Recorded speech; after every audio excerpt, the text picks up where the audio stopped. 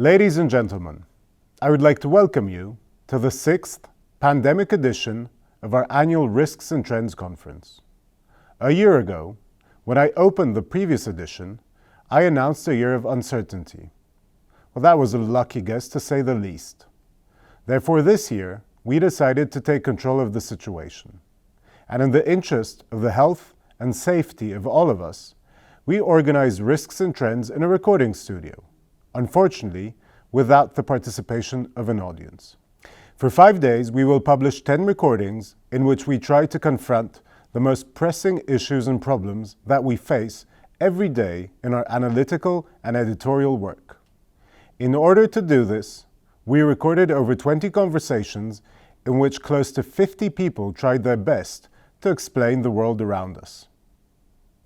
There is not enough time to list the topics raised, enumerate the risks and trends discussed.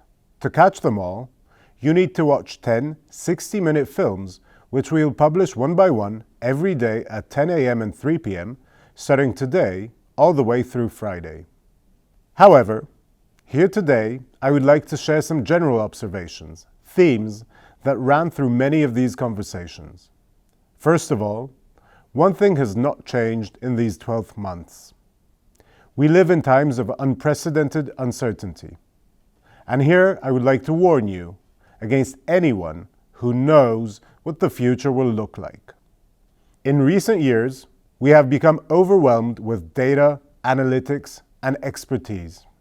Data, analysis, and experts are needed by all means, but equally important is humility and the awareness of the variability and complexity of the phenomena we are experiencing.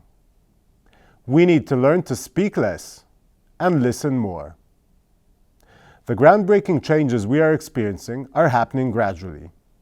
The world we live in is not black and white. On the contrary, it is increasingly non-binary. The processes that we are witnessing are speeding out of our control. Alas, they are still processes. The old world will not disappear, and the new world will not emerge over the weekend. Banks will not collapse in a day. Newspapers will not close next week. And a generation of politicians who remember the fall of the Berlin Wall will not bow and retire overnight. This does not change the fact that we are in a dire need of a serious rethink. To understand the changes that are upon us, we need to learn a new language. Collectively, we need to name these processes in order to grasp these times and their implications. Only once we understand what is happening and come to terms with the inevitability of these changes will we be able to try and regain control. Without this awareness, we will flail erratically, speeding up the ongoing processes, and this could aggravate their unforeseen and undesirable consequences. In subsequent conversations, you will also hear signals heralding the arrival of better times. Shyly, slowly, a germinating optimism arises. This is an understandable and natural reaction to the hardships of 2020. We all need a break from last year's fears, uncertainty, and lockdowns. But let us not forget where the anxieties, problems, and threats we have recently experienced came from. We survived, but that doesn't make us immortal. In front of and behind the cameras, we managed to gather an amazing group of people with whom we tried to cut through the noise and make sense of the day-to-day information cacophony that we are experiencing. And this was all possible thanks to our partners. Traditionally, I would like to thank our main partner, RT Polska, as well as our other partners, E.ON, edis, energia, IKEA Polska, Microsoft, and Visa. I would also like to warmly thank our content partners, the European Council on Foreign Relations and the German Marshall Fund of the United States, as well as our sister company, TOK FM Radio. And now, please allow me to invite you to our first conversation. In the first conversation, I will ask Ivan Krastev if we are experiencing a crisis of trust, and if this is a problem. We will look for ways of reviving an informed public debate and discuss whether liberal democracies are under threat. Next, I will talk to Dariusz Rosiak about what awaits new traditional, but also the public media. We will try to determine how we got to where we are and whether there is any hope for a calmer, wiser, and more constructive conversation about Poland and the world.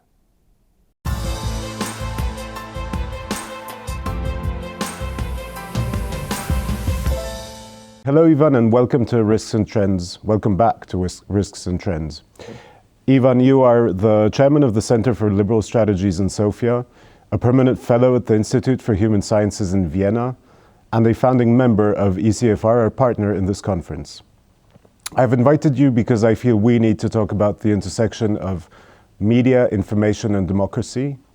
And if I could, I'd start with a warm-up question, something that I think you might like talking about. What do you think is the state of Western liberal democracies today as we speak?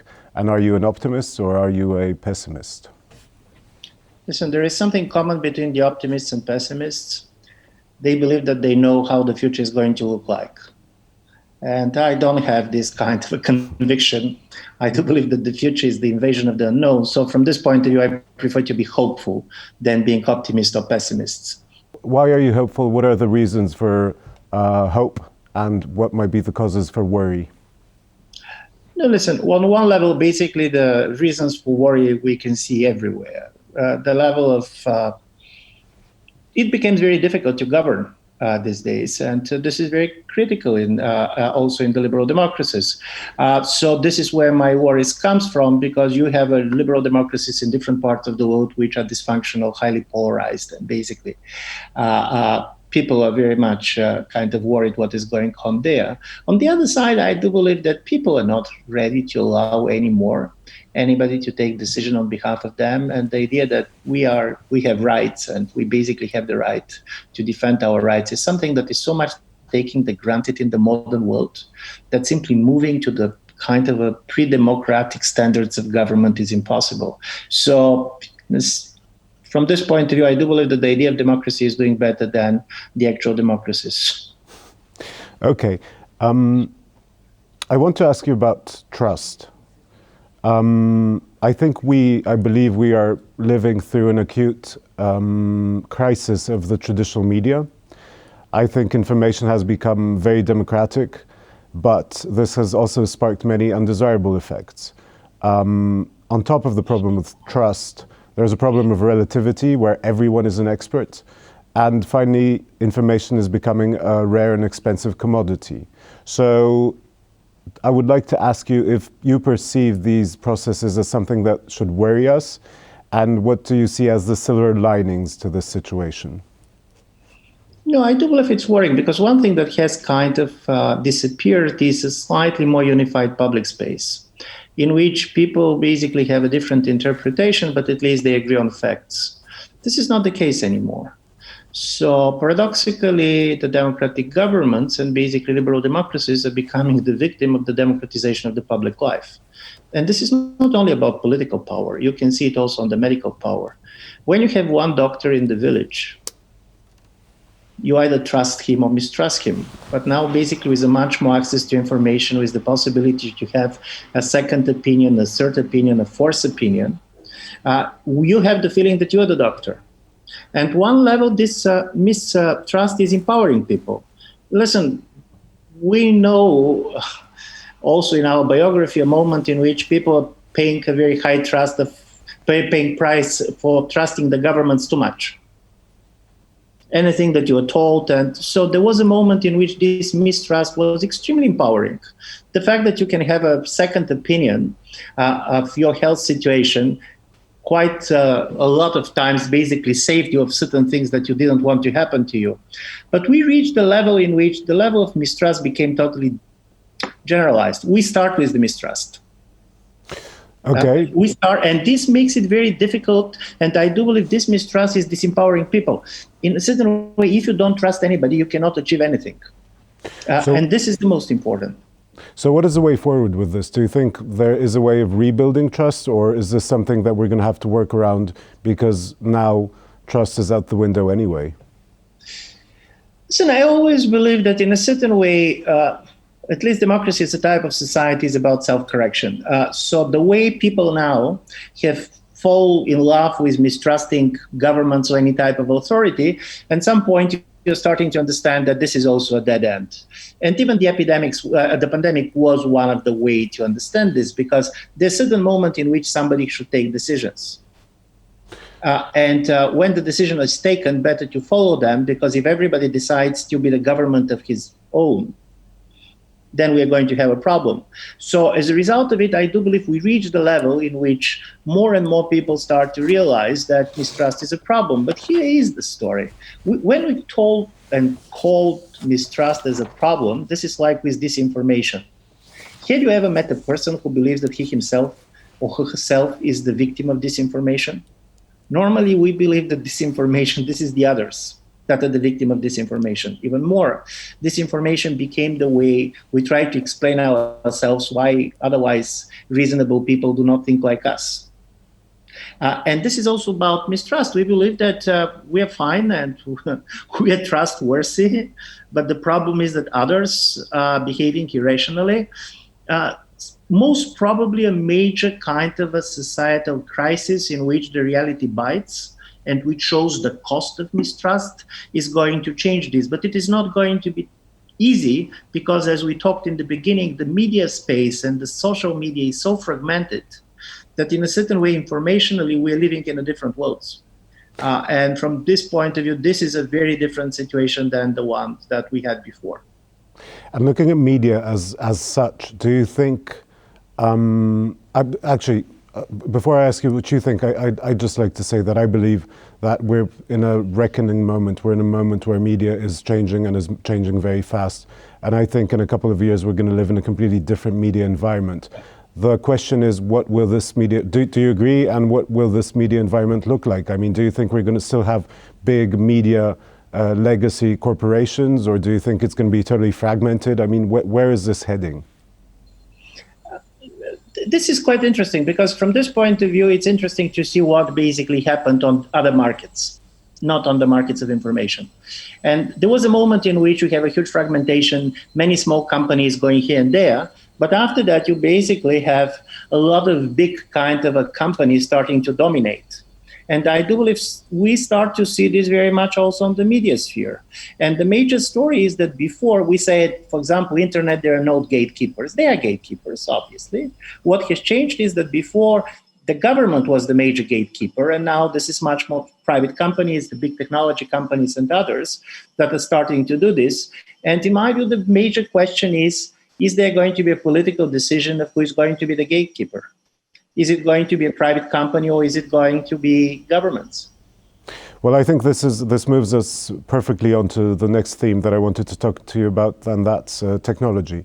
Touching especially on what happened at the beginning of January in the United States, looking at the events in Congress, at Donald Trump's difficulty with leaving office, if I could call it that. Do you think that the fact that big tech, so basically the gatekeepers you were talking about, erased or tried to erase Donald Trump from the digital picture, is this a good thing? Is this the way to go? Does this worry you? No, I'm not one of. I do believe that what basically Donald Trump did was very much wrong, because he challenged the most important institution in any democracy, and this is elections. And it was quite clear that these elections were not just organized by the other party. In most of the cases, it was organized by his own party, his own governments, and so on. So from this point of view, him challenging the elections, in my view, was totally wrong, and I'm among those who believe that he lost the election fairly. But I don't believe that this is absolutely normal for a private company to decide and to cut the democratically elected leader of a country. And here is the major story, because if you see the debate, and particularly if you see the debate on a much more theoretical level, it looks like this. On one level is the freedom of speech. On the other is the freedom of association. The freedom of speech means that all opinions, which are not openly criminal, has the right to be represented in the public space. The freedom of association means that this is true in general, but every media can decide what kind of opinion they want to represent, and nobody, for example, can enforce Polityka to put something that you don't like. And the story is that the big technological company and the big social media, they're so big that should we treat them as simply a normal media? Should the freedom of association is going to go to them? Or should we treat them as a public space, which means that if they want basically to ban somebody, there should be a very clear rules, and these clear rules are not going to be created by them. Because one of the funniest story of all what the things that we saw in the United States is normally, you know, what you're doing in a revolution. You should try to go and storm and try to capture the post office, the radio, the television. But now you cannot do it because basically all these kind of media centers are privatized in a way. They are not under government control. So from this point of view, while I see a huge problem with Mr. Trump's behavior, and I do believe that the government cannot behave like this, my view is that American Congress really should try to decide how far the power of any type of a big private technology company goes when it comes to silencing of opinion. They are too big to be allowed to behave like a small newspaper that can decide whom to put on their op-ed page.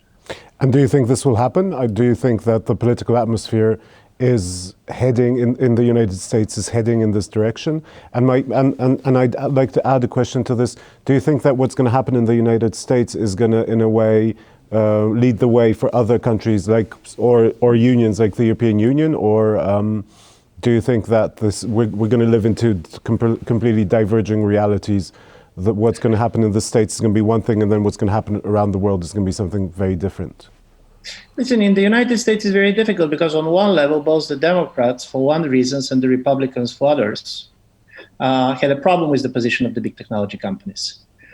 What the Republicans didn't like, they have the feeling that their opinions are much more silenced, and they do believe that there is a liberal bias within the big technological companies.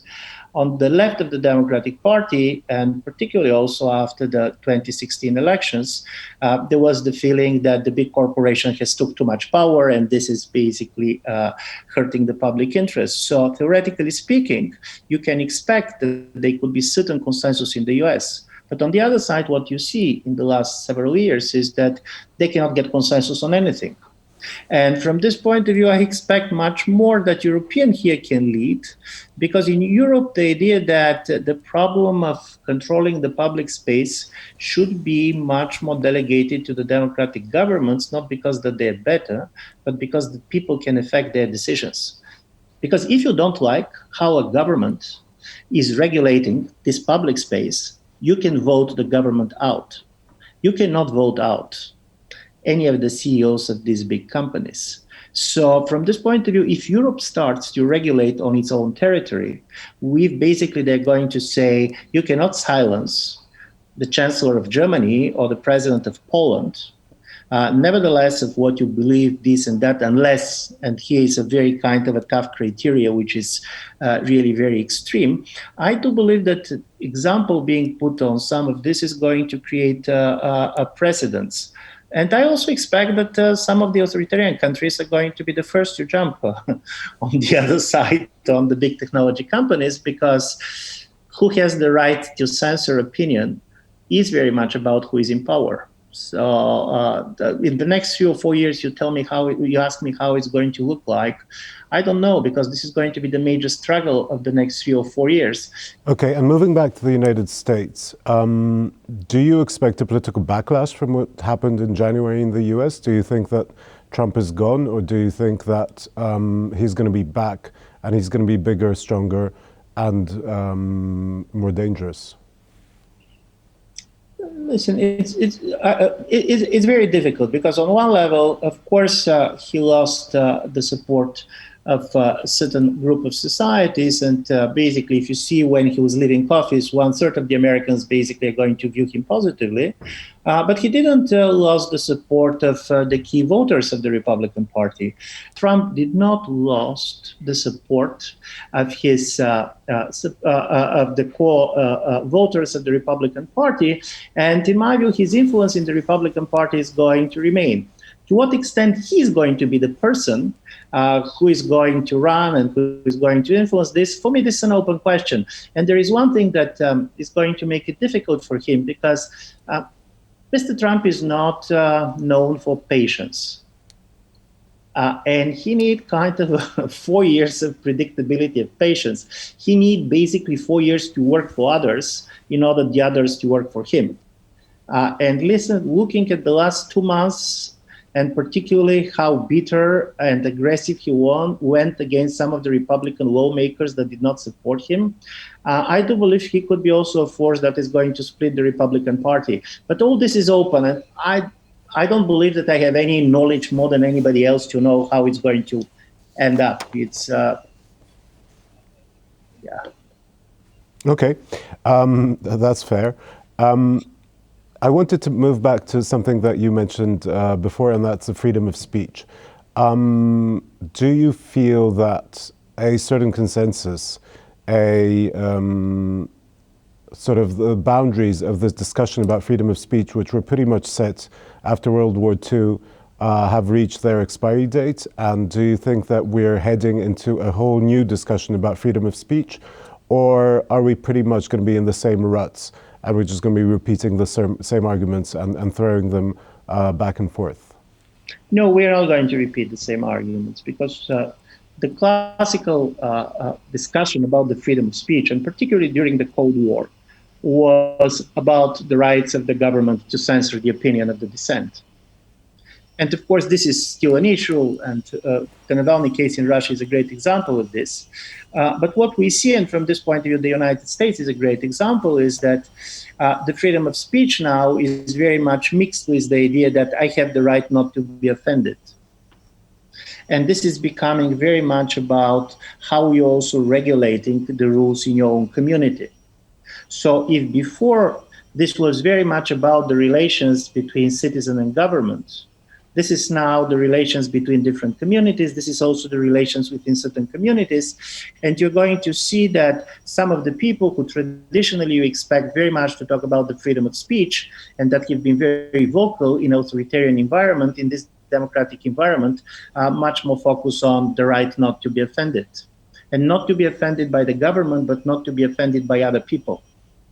And I do believe this is a different discussion. And this discussion is going to be also much more difficult one, because we can much easily agree that the government does not have the right to take our freedom of opinion. But when we start to disagree between each other, this is going to be much more difficult. So from this point of view, I'll agree with you that we are going to have a totally different debate. And now the debate with the freedom of speech is going to be very much mixed with the idea, do I have the right to exclude those whom I don't want from the conversation in which I am part? Can I cancel people or not? And this is going to be it's going to be a painful debate, because also you have a new generation with a different sensitivity. And the other debate which is going to change totally is the debate on privacy. Listen, it is very difficult to argue for privacy when at the same time you're exposing a lot of your private information, for example, in social media and others. So our sensitivity about privacy is also changing a lot. And so from this point of view, I do believe it's different. It's going to be generational, and it's going to be based on a different experience. At least the younger people have a totally different experience than we had on this. I think I need to ask you where you think this will go. I mean, I agree with sort of the groundwork that you laid out for this discussion, but I keep wondering in which direction it's going to head. I mean, where will this take us? At least in a imaginable, say, I don't know, 5-year perspective. I mean, are we going towards a world where everybody can say everything, and we're gonna basically give up on this conversation, or do you think we're gonna start trying to gate discussions and views as strongly as possible? No, this is a great question. There was a children's book which was telling the story of some ward who got out of the room, jump on the horse, and ride off in all directions at the same time. And my idea is that in different parts of the world and in different communities, it will go in a different ways. So from this point of view, I don't believe that they're going to be a common trend. And it is going to be based on several things. One is that, yes, now, because everything can be said somewhere easily, this paradoxically creates a situation in which you can say anything, but nobody is really interested in what you're saying. So from this point of view, the power of your voice very much starts to be depending on the risk that you're taking for doing this. Why people basically are listening to Navalny and they're not listening for many others you have in the social media about this and that, because you basically see somebody who is ready to put his life on at risk in order basically to make his point. So paradoxically, the fact that the opinion can be very easily voiced disempowered them. On the other side is, of course, we can tell everything these days, but we cannot tell it everywhere. So this kind of a closed, gated communities, in my view, for a while are going to be a reality. For example, because you go into these conversations and in order basically to be allowed to be part of the conversation, you should silence yourself on certain type of an issues. And this is a big question, and I'm going to tell you where I see the kind of the biggest risk in this. There is a lot of psychological studies that shows that people easiest changing their opinion if the disagreement comes from somebody who belongs to their community. If somebody basically who believes that Republican, who believes that the elections were fair, can probably convince other Republicans the elections were fair. What the Democrats are saying about this doesn't matter, and the other way around. But we're creating a community in which dissent is impossible.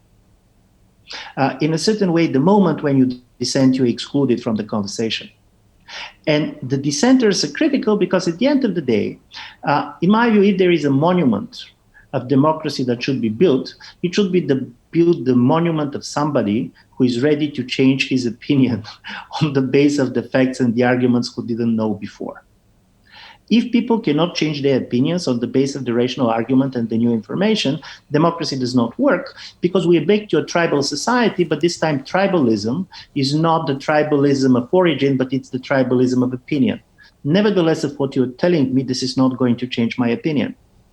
And if nothing is going to change my opinion, how you can have any type of consensus? So this is where, in my view, is the real story. And this kind of disappearance of dissenting voice, and this disappearance is on both sides of the political spectrum, to be honest. This is not that only Republicans are saying that the elections were unfair. There was a lot of Democrats who basically believed that Trump was illegitimate because of Russian interference or this or that. So how to nourish a situation in which dissenters are not killed in the moment they enter the conversation? In my view, this is the most important. Doesn't this take us back to the issue of media and maybe public media? Or because I'm looking for recipes. I totally agree with what you said, but I'm thinking what we should do with this and how can we create a space in which we would be able to change our opinions. And I'm a huge fan of listening, and I'm a huge fan of making up your opinion based on facts and on arguments. But I think the world in which we're living is heading in a different direction, especially with gated communities, which you talked about, with different social media, which are popping up, with social bubbles, blah, blah, blah. So I'm looking for ideas of how to nurture a space, how to build a new public debate in the 21st century. Do you have any ideas, any clues as to which way we should be going in?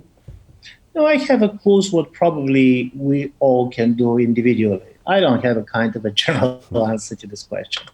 But listen, now the risk to disagree with your own friends and community is becoming higher than disagree with government and anything like this. And basically, we start and we go for self-censorship, not because of the fear of the government, like was, for example, 50 years ago in a different system, but because you don't want to lose friends, you don't want to lose status, you basically don't lose to other things. And I do believe that particularly people who are very much in shaping opinions should take the risk basically to disagree with their own community of opinion when you believe that it's not true or you go too much. And we should stop basically asking the question how this can be used by the other side. Because this is the major story that silences people. I don't want to make an argument which is going to be weaponized by the other side. Because the moment when we're doing this, we're becoming the other side. And in a certain way, this is the story. Of course, the risk is that if only one side is going to do it, obviously the other side is going to profit. But in my view, as a persons who are part of this conversation, we should take this risk, because otherwise we're going to reproduce the status quo that we don't like. That's super interesting, and I think this actually takes us to Poland, and I think this puts us straight in the middle of a media debate in this country, where on the one hand there's a very organized media presence on the right, which is very disciplined and pretty much repeats what it hears from the government and the government circles and the ruling party. On the other hand, you have the so-called liberal media. I'm not saying they're not liberal, but I think it's a bizarre tag. But let's call them the free media or the liberal media. And there's this whole discussion about whether journalists, media, and public debate should be open, or should it be, as you say, much more organized, in order to fight a polarized war, in order to, stay in the trenches and to win in the end. So looking at a country like Poland, would you repeat what you just said? Do you really think that the liberal media, the non-government media need to open up the debate and need to be able to change their opinions and say, in a moment, I don't know, say that the government did something right, or that the direction in which, say, the Ministry of Justice is heading in terms of regulating social media is an idea or the beginning of an interesting conversation? Or do you think that in countries like Poland, we should stay in our trenches and fight out this war and then start building a new media sphere? Listen, this is extremely contextual, and this is why, of course, I can tell you where personally I stand, but I do believe it's very difficult to generalize, because it also depends on the moment.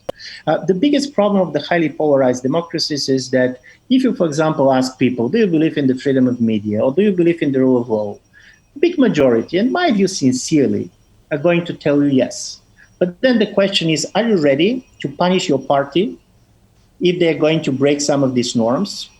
And people are going to tell you no. And they're saying because the biggest threat for democracy is the other party winning. And people know why they're saying this. So from this point of view, I don't want basically to look naive and not to understand why people are doing what they're doing. But I do believe at some point, it is quite important to try to be at least curious about what the other side is doing, what they're doing this, and also to try to see distinctions and differences, not only in policies, but also the reasons why people voted for these parties, why they're doing this and that. In order to do this, you should try to basically treat at least some of the voters of the other side as a rational people who had legitimate concerns. The moment you stop to do it, then basically you have a trenched war, but the problem with the trenched war is that you are losing even when you are winning, because it is reproducing itself all the time. So, but this is a personal choices. And listen, this is also the problem of temperament. This is also the problem of a generation. I don't believe that this is true on every issue. There are things on which people are so much passionate and committed, and they do believe that, for example, at this very moment, this is so critical that you should not do it. And I can agree with them. So they cannot be recited, but at least I do believe that the media should reward people who come with a constructive dissent. We should not try basically to punish people who are going to disagree with their own on certain issues, because then the democratic politics does not make sense anymore. Then you're going back to a tribal type of politics, and to be honest, then the difference between sides are starting to disappear, not on what positions they are defending, but also basically on the way they understand politics. And this is what I really fear very much of certain type of a trends, be it in Poland, be it in the United States. If both sides are going to adopt Carl Schmitt idea that politics is the relation between friends and enemies, a liberal democracy cannot function. You cannot have a liberal democracy with this kind of a notion of politics. If we come to the conclusion that this is what most people think, if we believe that we are in a situation where polarization is very strong, and it's practically impossible at this point, I don't see a way out of it in say Poland, the United States, but pretty much everywhere. I was looking at the polling results for France with the upcoming presidential elections, for example. But I mean, this is pretty much it's pretty much happening everywhere. What happens to liberal democracy then? If you say it can't function, where do we go from here? Are we heading towards a liberal democracy that will adapt the rules of illiberal democracies? Are we heading towards a sort of authoritarian liberal democracy, which will say that if you disagree with us on climate change, then we will turn off your microphone? If you agree, and I'm talking about things that, from my perspective, are facts. If you disagree with us on the need to vaccinate, we're going to turn off your microphone. If you disagree on, I don't know, schooling people outside of the educational system, do we turn off the microphone? But listen, the problem of the turning up the microphone is easy. The problem was how you're going to turn up the people going on the street. And one of the things which in my view is quite important is to understand that why people are very much polarized in two camps. The intensity with which they defend their ideas is different. And I do believe that the problem of polarization is that the political leadership becomes totally the hostage of the most activist part of their voters, believing that there is nothing in the middle. Basically, in the middle, in the middle of the road, you have only dead animals being killed by the running cars. My feeling is slightly more important, and from this point of view, it's very important to understand people who are totally against vaccines because they don't believe in anything that governments are doing. There are people who basically are very much skeptical about this type of vaccines because they know something rightly or wrongly about the virus and so on, and making distinctions. In my view, this is, if you're going to ask me for one thing, I really believe that we should try to make distinctions. And the problem of the political cycle in which we are is that nobody has the patience to make distinctions. And we are where we are. I find this fascinating, and I find it a very difficult discussion about how liberal democracies will evolve and how they will, how they can subjugate illiberal tendencies within them. I mean, I think that this is a situation which is practically unresolvable, because if we're gonna play the actual real straight up liberal democratic game, then in a number of situations, it's quite possible we're going to lose to populists who will end liberal democracies. But the moment liberal democracies stop playing the game and start acting like their nemesis, that ends the game also. So, I mean, either way, we're going to lose. So how do we get out of this dilemma? So, as I told you, people like to give a kind of a general advice, and this is what I don't believe in. And this is why I do believe that liberal democracy was always very contextual. For example, there was this classical accusation coming from any type of illiberal corners, be left or right, that liberal democracies cannot work in a moment of the emerging sense, in the state of emergency. Because the liberal democracies are slow, the decisions are very difficult to be taken, too much talk, not action. And what is quite interesting is that if you go back to the 20th century experience, and if you see how Roosevelt managed to deal with the crisis of democracy in the United States, one of the things that he did is he adopted certain type of policies which were very much similar to the policies that you can see in a non-democratic camp. But he put a limit on that. For example, he defined the emergency situation as something that cannot go forever. He made people accountable post factum on taking the decision on the emergency situation. So from this point of view, the liberal democracy does not mean that you should totally disarm yourself and say, because I'm liberal, I don't have the right to do this, I don't have the right to do this, I don't have the right to do this. You have the right to defend your opinion, and you have the right to defend your opinion passionately, but you should also make it very clear under what kind of conditions, in what kind of situation you can do it. Even silencing. Listen, silencing is not new. In a moment of a war, people who are spreading false news that benefit the enemy risk to be killed by the government because you are working for the enemy. And I do believe probably it made sense if this is coming in a real war. But if you're going basically to define any criticism of the government as spreading false news that is hurting the national interest, obviously this is not going to work. And this is why I said going much more to the nuances and try to keep, and this is probably, if you're asking what is most important for me, liberalism is a kind of set of principle, but also it's a certain level of sensibility. This is a kind of a temperament. And this temperament is based on the idea that you understand that some people can have a legitimate concerns and ideas which you don't like. So you're going to disagree with them, but you don't believe that basically you should criminalize them and basically you should try to destroy them. And this type of a liberal sensitivity, in my view, is the biggest victim of this total polarization that we have. And this is something, in my view, that is worth preserving. And interestingly enough, the media, nevertheless, how much the media space has changed, has the role to do it. In a certain way, the media, particularly the printed media, but also television, should invite people not simply to disagree with each other, but exactly to show questions, uncertainties, confusion. What I'm very much afraid these days is that we all the time listen to people who at least pretend that they know very well what they're saying. Listen, in our normal life, we know that most of the time we're totally confused. So let's allow our confusion to get into the debate because it makes us much more human, and also it increases the risk that we can change somebody's opinion. Ivan, thank you. It's really an honor to be able to ask you these questions and to be able to listen to what you say, because I have to say that even if not necessarily and not always you know exactly what's going to happen, from my perspective at least, I seldom find people I talk to who I'd agree with in so many ways, and not because I'm thinking what you're thinking, but because the way you frame it and the way you argument your views just,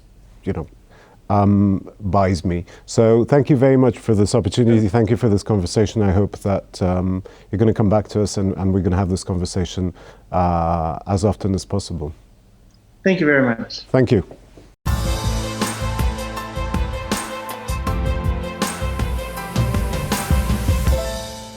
Good morning. My guest today is Dariusz Rosiak, the Polish press and radio journalist. Good morning.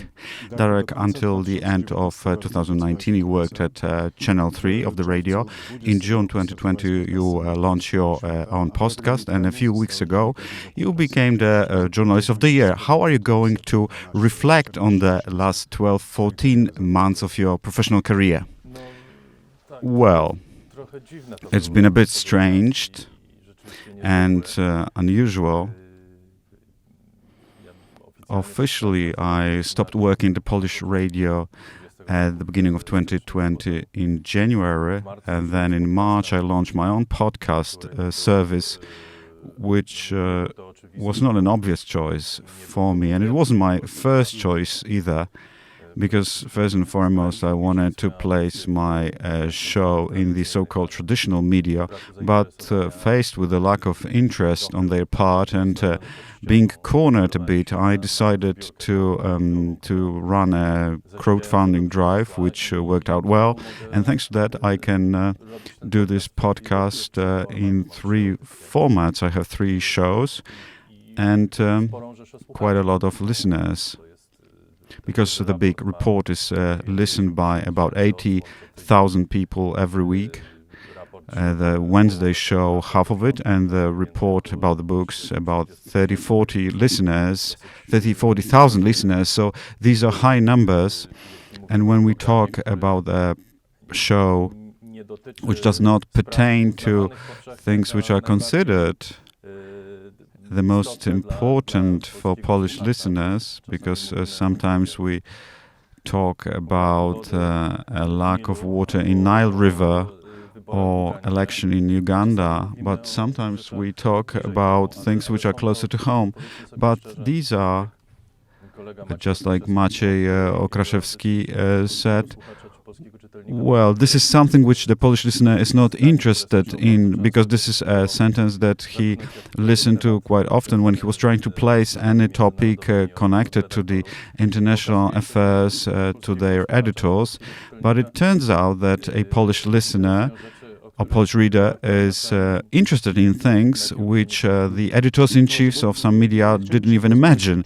Well, I wanted to talk first and foremost of the future of the media, about the public debate, but also about the media. What does it tell us if what we see is that the editor-in-chiefs say that some things are not interesting for people, but it is not true. This is a systemic error. So are traditional media no longer tracking the interest of people? Well, this is a very interesting question, but I don't think I'm able to give you a binding answer, or to give you an answer which is based on something else than my conviction. I think that the best answer is the simplest. So maybe people just like this show because they believe it's a high quality show. And of course we needed the money. That's why we launched this crowdfunding drive. And we needed the involvement of the listeners, those who are interested in that. And these things all came together, which means that you cannot do good media without the money. This is one of the lessons that we derived from it. The second thing, this is quite a trivial thing. Some people believe that if you pay less and less to journalists, and if you spend less and less money on media, they will function exactly the same. But this is not true. You can do many media for free, but they will be different than the media that you pay for. Secondly, we tend to underestimate a listener, the assumption that dimwits will swallow everything, or that everyone is an idiot, and that we are going to go towards the level at which we just fool people all the time and will make money in the process. It may work out in some places, but my story shows that this is not the only path. I would like to believe that this is how it is. And I don't have any proof that there is any other reason.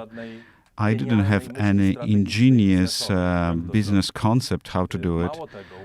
What's more, I think that my story shows that you can run business in a different way, because right now I live off this what I do, and there is a couple of people, 4 and 5 people living off it, which means that you can do something out of nothing with the money that people are willing to pay.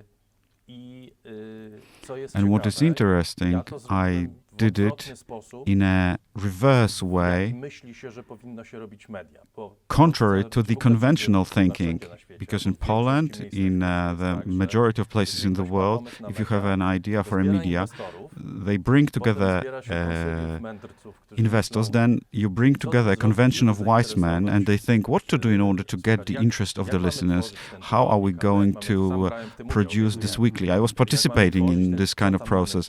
What should be writing in this weekly? We are doing some focus group analysis. I hope that you no longer do the focus groups, but bringing together strange people from all walks of life, paying them 50 zloty, and they are supposed to say what they like about this weekly or what they don't like about this weekly, and then we make a decision. I approached it in a completely different way. I said, there is this program in which I will be talking about the election in Uganda, or the fight of the Romas with Tigrais in Ethiopia. If you are interested in it, you can pay for it, and I will continue to do it. And it turned out to be a good way, because people are interested in that. So, first of all, we had a ready-made product, to use commercial terms. First, I had something to propose, and then I tried to pitch it, to offer it. I tried to sell it. I try to propose this to people which I thought was the best.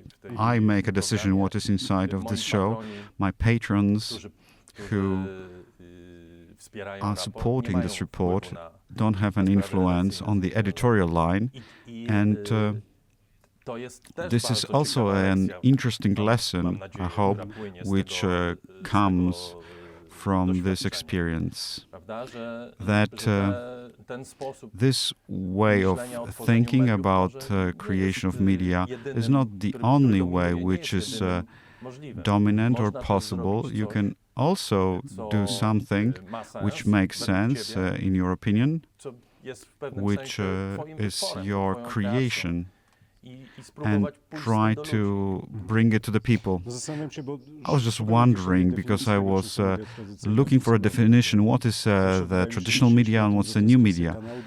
We usually thought that this is about the distribution channel, but you say that this is all about a different perception of the listener or receiver, how to go forward with that. Well, if a novelty would be treating a listener as a partner, as somebody who is not an idiot, who understands when you speak to him and he expects this partnership-based conversation or this partnership-based exchange, then that's this definition. Well, so what will happen to the traditional media, which usually treat listeners in a different way? I think the traditional media treat the receivers as customers, and for some, it is difficult to get over it. I don't know what it means, traditional media. I don't know whether an internet portal is a traditional media or a weekly, which is printed in paper but also has a website. I don't know what's a traditional media. I think there is a number of processes which take place and which show what the new media can be. These processes have very good sides and very bad sides. Well, we could wonder whether a definition of a journalist is no longer relevant, because right now everyone can be a journalist. We are living in a world whereby everyone can write his or her opinion. Myself and to a certain degree you, we still remember the times when, in order to have an opinion, you needed to have some knowledge.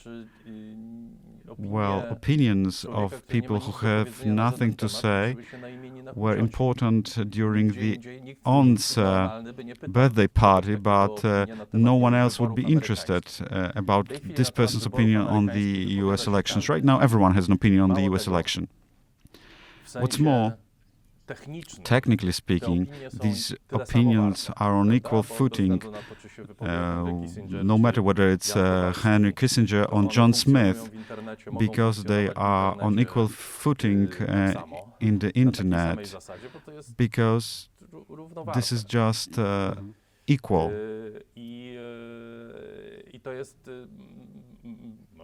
One could say that this is really frightening. On the other hand,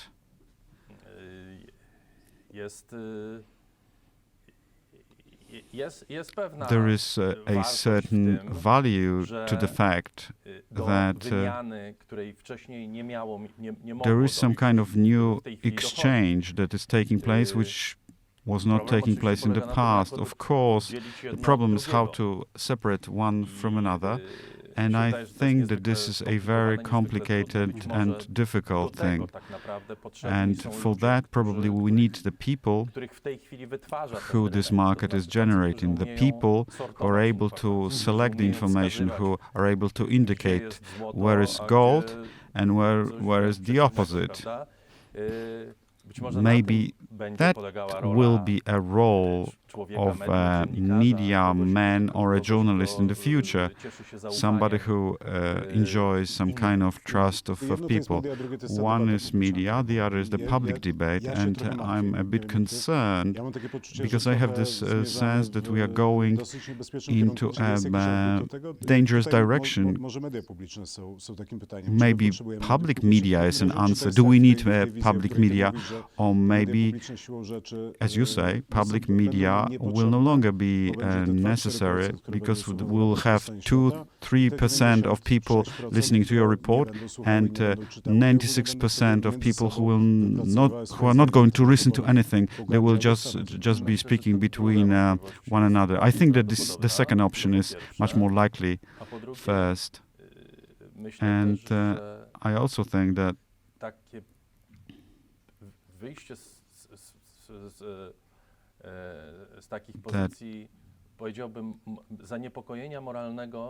if you operate on the moral level, it is not very constructive, because this is how the world is. We should try to teach our children to change it and hope that in some cases it will succeed. And that's it. Because I think that people will be selecting the worlds in which they operate. When it comes to the public media, I think that what we need is a place, and there is a large group of people who has a need for a place where a normal public debate on serious topics takes place, which is not only based on what identity media are based. And identity media are about destroying everybody who is not with us. So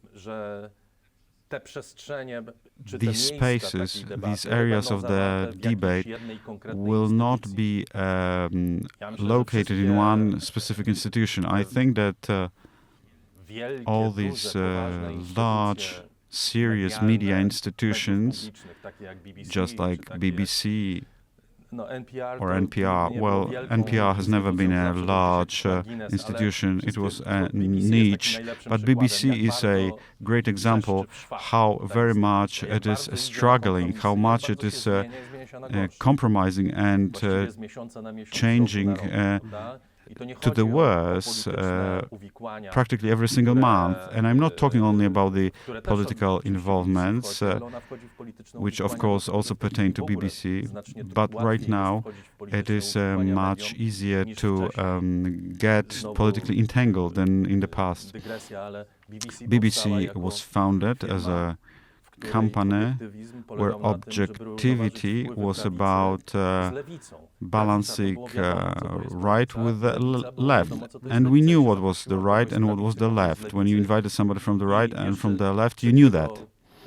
And there was this third journalist. We could say that this was the objectivity, or a recipe for objectivity. Right now we don't have the right and left as such, and these political identities and generally human identities are more fluid and are concerning various spheres, and it is very difficult to maintain some balance, objectivity. It's difficult even to define it. That's why such companies are doomed to be walking on the thin ice, and it will be difficult for them to function, let alone the financial matters, because they always hear, why are we supposed to pay for that?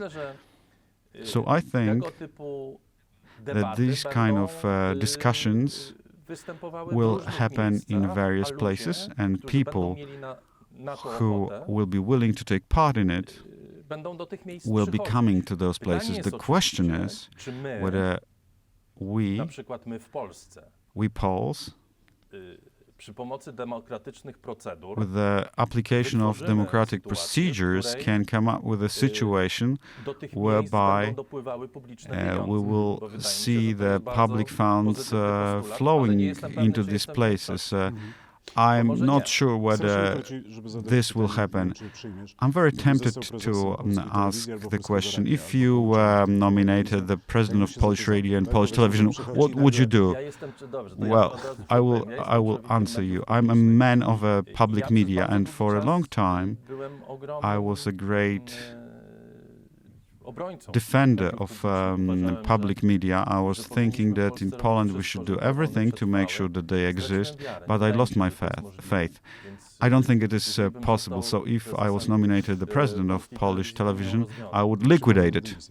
I would just liquidate it, just like of the Polish radio. I don't think it is possible that this media survive while maintaining this kind of financing model. Maybe we should have some kind of public fund which would finance the media. Well, this is the right direction. This is what I mentioned before. We should have a market for public goods in the media. Shortly speaking, of course, we are going to ask the question, who will decide what is the public good? Of course, there is no other option. So we are coming back to the essence. Why don't we have public media in a good way in Poland? It's not because the Russians, Germans, or some others decided it. This was our choice. I'm not an analyst. I'm not an expert. I only have an intuition that people who are making decisions about the shape of the public media were deriving from the democratic opposition, and for them, the media in the 80s meant that there was the Reds who were bad guys and us who were good guys, and the freedom in the media was about promoting our line. So when we were fighting with the evil, with lies, writing the truth, and this is what was the case in the underground media, or in the majority of these media, and this was mostly the image of this media, these kind of patterns were transitioned to free Poland, and until the beginning of the 21st century, Gazeta Wyborcza was making a decision what is good and bad in media. We all remember the term freak. Gazeta Wyborcza would call somebody freak. Gazeta Wyborcza would say what kind of topics we can raise and which we cannot.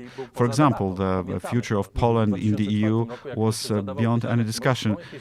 If somebody dared to ask whether there are any negatives of entering the EU, he would have to be just a freak or Andrzej Leper. So we ourselves create the world where this black and white division into us good and them bad, functioned for a long time, and it translated into specific results. There were some people who were not able to find a job in media, and it not started in 2015 with Law and Justice, which came to power. Of course, Law and Justice amplified it hugely. We have to remember that it was always politicized. We had these elements, but what Law and Justice is doing is just something, a different thing. But it didn't start in 2015 or 2007 and 2005. I do agree, but I would like to continue to dig deeper. So how to get out of this barrel that we are in? I'm thinking about the word pluralism or objectivity. Is there any way so that we try to restore this word and to try it in the 2021, 22, 23, or in 10 years, start to think as a community how to restore these words and how to create a new way of conveying the knowledge or information. We have to do something about it, because I have a sense that you just surrendered. Well, you know, when we talk about the success, I succeeded greatly. I'm not a part of the identity journalism, and I think this is a catastrophe. The question whether objectivity exists, I think that the greatest scourge for Polish journalism was that at some point everyone thought that there is no objectivity and everyone has an opinion, so let's not pretend that we are able to explain the world in a truthful way, because everyone is lying. This is much worse than hypocrisy, because it's cynicism. And it was introduced to the Polish journalism by people from various walks of life.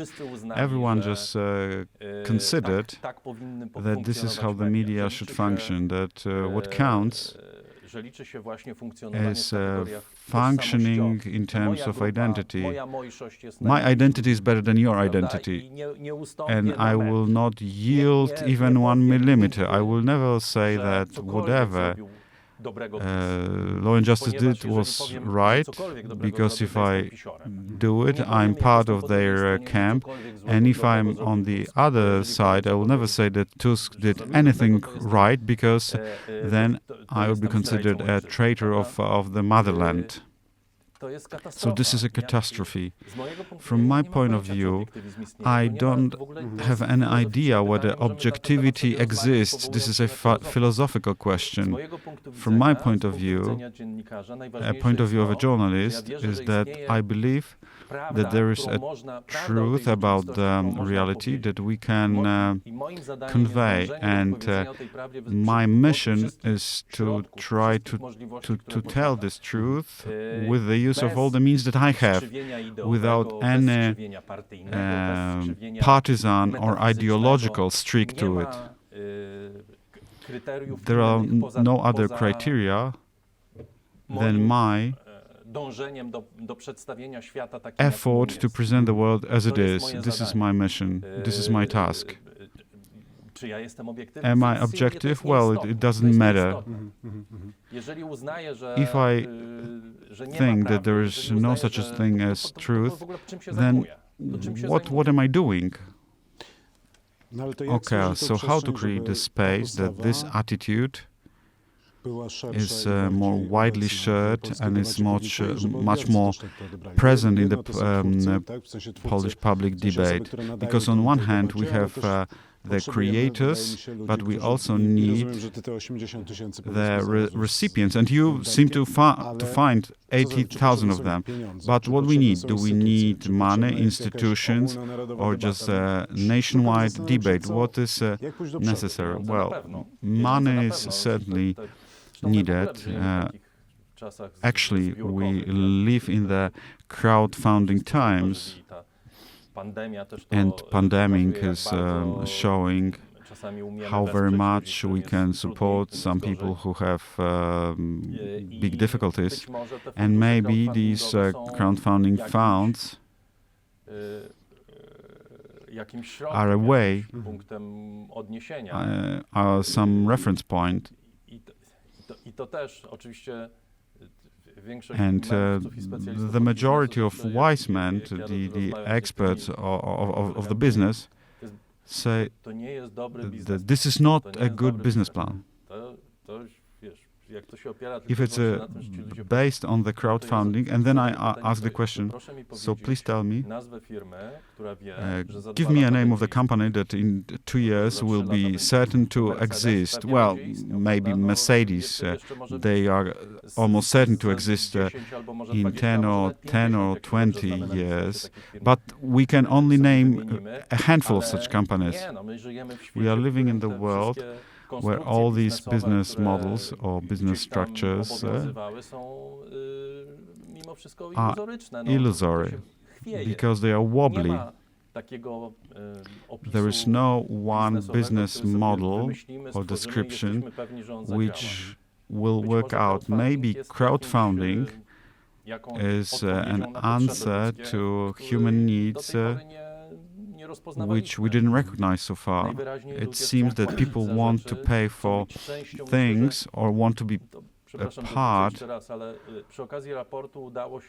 of a certain community. And I think that my report created this kind of community. People who consider listening to such things as something valuable. Maybe I'm also part of the identity media, but this is quite a different identity than being part of Law and Justice camp or being a fan of gays or an adversary of gays. This is a different way of perceiving the reality, but I think there is some identity to it. But, well, finishing this theme, you are talking about these crowdfunding drives, and this is something which is quite popular. But I've been thinking about a different approach, and this is a conversation which I mentioned before we started with Ivan Krastev, when the new media precipitate fragmentation, and then the big money is sucking in some successful new projects. So maybe these big media corporations will have to try to find this kind of projects and create some kind of umbrella or platform space, so that these kind of well-understood identity media or the media creating community, they will support them. So media creating some communities. You may be right, but what may happen is something different.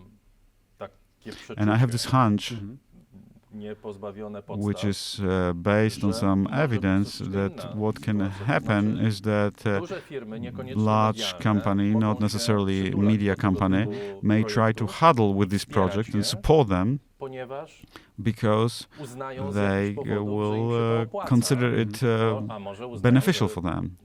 Or maybe they will think that they want to participate in something good for a moment. This is also a possibility. Of course, just like any other investment, the favors of big corporations are uncertain, so you may not be sure. But just as I said a few moments ago, thinking about any business is all about solving a lot of riddles, a lot of question marks, and pandemic showed that there is nothing certain. And I think this is a great point to finish our conversation and maybe meet in the future and see what will happen. But it is important to understand that something is changing, and that we just acknowledge that we don't know what will happen. Thank you.